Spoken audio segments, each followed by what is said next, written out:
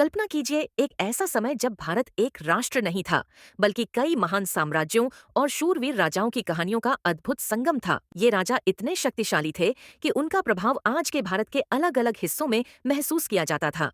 लेकिन आज उनके नाम शायद ही हमारे इतिहास की किताबों में गूंजते हों। क्या आप इनके बारे में जानने के लिए उत्सुक हैं?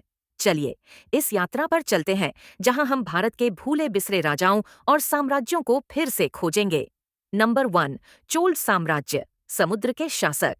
हमारी पहली यात्रा दक्षिण भारत में है, जहां चोल वंश ने न केवल जमीन बल्कि समुद्र पर भी राज किया। सोचिए, ऐसे राजा जिनका प्रभाव भारत के दक्षिणी छोर से लेकर दक्षिण पूर्वी एशिया तक फैला था।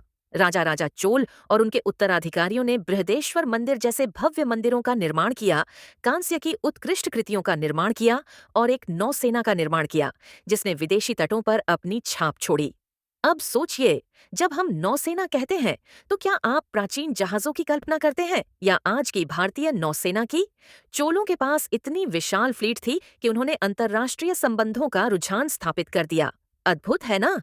चोलों ने कला और संस्कृति की जो विरासत छोड़ी, वो आज भी हम पर प्रभाव डालती है। लेकिन चलिए, अब उत्तर की ओर चलते हैं, जहां एक और साम्राज्य आकार ले रहा था। नंबर 2, अहोम वंश, मुगलों का सामना करने वाले वीर।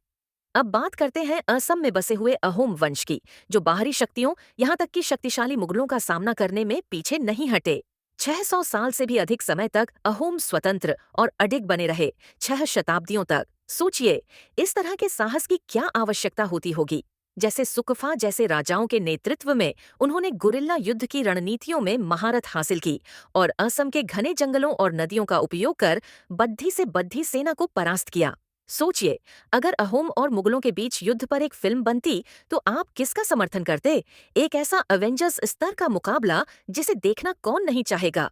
अहोम हमें याद दिलाते हैं कि साहस और रणनीति कभी-कभी शक्ति पर भारी पड़ देती है। लेकिन जहां अहोम अपनी भूमि की रक्षा कर रहे थे, वहीं मध्य भारत का एक साम्राज्य अपने आध्यात्मिक कद को बढ़ाने की कोशिश कर रहा था। नंबर 3, मराठा साम्राज्य, भारतीय हृदय भूमि के रक्षक।